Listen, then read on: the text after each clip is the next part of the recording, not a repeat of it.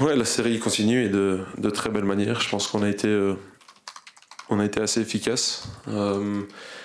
Et je pense que c'est assez rare et exceptionnel pour un club comme le nôtre d'enchaîner 3 victoires de suite en Ligue 1. Je sais pas quand c'est la dernière fois que c'est arrivé, mais j'en suis très très content et incroyablement fier de tous les joueurs et de tout le club. Et comme vous dites, ouais, la série continue. Je pense que c'est l'équivalent de la moitié d'un championnat qu'on a réussi à ne pas perdre.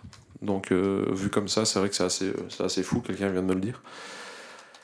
Euh, et ouais, une 6e clean sheet d'affilée aussi. Donc on a retrouvé un certain équilibre défensif, on a retrouvé une certaine efficacité offensive avec Ballot qui est de nouveau un homme providentiel. Mais non, c'est surtout l'effort collectif ce soir, parce que c'est d'autres joueurs qui étaient sur le devant de la scène, c'est d'autres joueurs qui ont fait un gros match. Et semaine après semaine, mais on arrive à enchaîner les prestations collectives qui sont super intéressantes. Vous passez à la 8e place, là, ça vous donne des idées, des envies, là, maintenant, parce que vous n'êtes plus très loin des places européennes. Forcément, il y a toujours des envies parce qu'on est compétiteur et on est ambitieux, mais on est réaliste aussi, je pense. On est réaliste dans le sens où les équipes qu'il y a devant nous, dont celle-ci de Monaco, il y a énormément de qualité, il y a énormément de très très bons joueurs, de très très bons collectifs. Donc on est aussi lucide dans tout ce qu'on fait. Je pense que quand tu es sur une série comme ça, il y a aussi une certaine part de chance qui vient avec. On prend l'exemple de ce soir. Le ballon, au lieu de frapper le poteau et sortir, il frappe le poteau et il retombe dans les mains de ton gardien. Donc il y a encore des points de travail, il y a encore des points d'amélioration, mais il faut pas enlever le crédit que tous les joueurs méritent parce que c'est franchement exceptionnel. Coach, quel était le plan ce soir? On a vu que d'entrée, vous êtes allé chercher ces Monégas, vous êtes très vite créé des situations aussi. Vous avez pris un petit coup de boomerang, mais quelle était l'intention?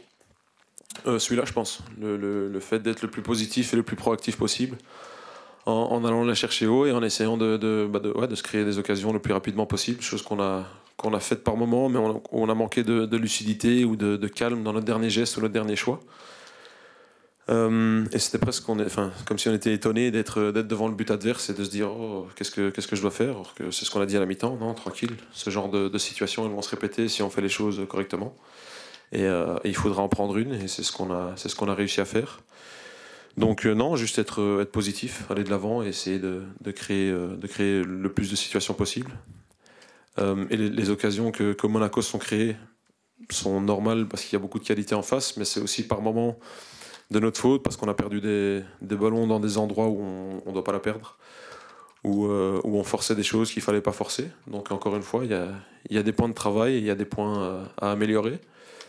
Et c'est bien parce que ça nous permet de rester lucide et de rester humble dans ce qu'on essaie de faire. Vous en avez un peu parlé, mais Balogun marque son 16e but de la saison. Il n'avait pas marqué depuis 3 matchs. C'est aussi le moteur de cette équipe, Florent. C'est un joueur important, forcément un joueur qui met 16 buts, c'est super important pour une équipe. Mais on l'a vu dans les 3 matchs qui sont passés où il n'a pas marqué. Les buts peuvent venir d'un peu partout. On a assez de qualité offensive que pour mettre des buts. Et je le dis, ça mélangé avec un équilibre défensif qui est très intéressant, ça nous permet de continuer d'avancer. Est-ce que gagner ici, c'est une étape supérieure, supplémentaire de franchie? Parce que c'est quand même une grosse équipe. C'est une très bonne question. C'est sûr que c'est intéressant et que c'est une bonne chose. Ça prouve qu'on progresse et qu'on avance petit à petit. Parce que c'est sûr que c'est pas chose facile de venir à l'extérieur contre la 3e équipe du championnat et remporter le match 1-0. Donc c'est bien, mais je vous avoue que j'ai pas trop réfléchi à la question. Donc je vois le positif des choses et on va continuer d'essayer d'avancer. Coach, bonsoir. Qu'est-ce qui pourrait vous arrêter aujourd'hui? Blessés, des suspendus Je pense qu'on en a des blessés. On a Agba, on a Noah, on a Miziane, donc on s'adapte. Je pense que notre premier adversaire, c'est nous-mêmes. On a montré en première mi-temps quelques moments où on n'est pas en contrôle de tout ce qu'on fait, et puis forcément, tu ouvres des portes à l'adversaire. Donc non, je le dis depuis un long moment, et je sais que c'est probablement très, très embêtant pour vous, mais notre pire adversaire, je pense que c'est nous-mêmes. Tant qu'on est en contrôle de ce qu'on fait et qu'on arrive à à rester lucide dans nos choix et à rester positif. Il n'y a que nous pour l'instant qui vont nous causer de problèmes. Maintenant, la semaine prochaine, on sait qu'on joue contre une très très grosse équipe. Marseille qui est deuxième aujourd'hui et qui a un effectif assez impressionnant. Donc non, c'est un challenge en plus et qu'on va essayer de mener à bien. Vous sentez que vous faites un peu plus peur à force de ne pas perdre de matchs comme ça, que les équipes adverses commencent à vous craindre comme Monaco? Ils n'ont pas attaqué comme des fous non plus, quoi. Je sais pas, il faudrait poser la question au coach adverse. Je sais pas, si c'est le cas, tant mieux. Ça prouve qu'on essaie de faire des choses bien et qu'on essaie d'imposer notre style de jeu.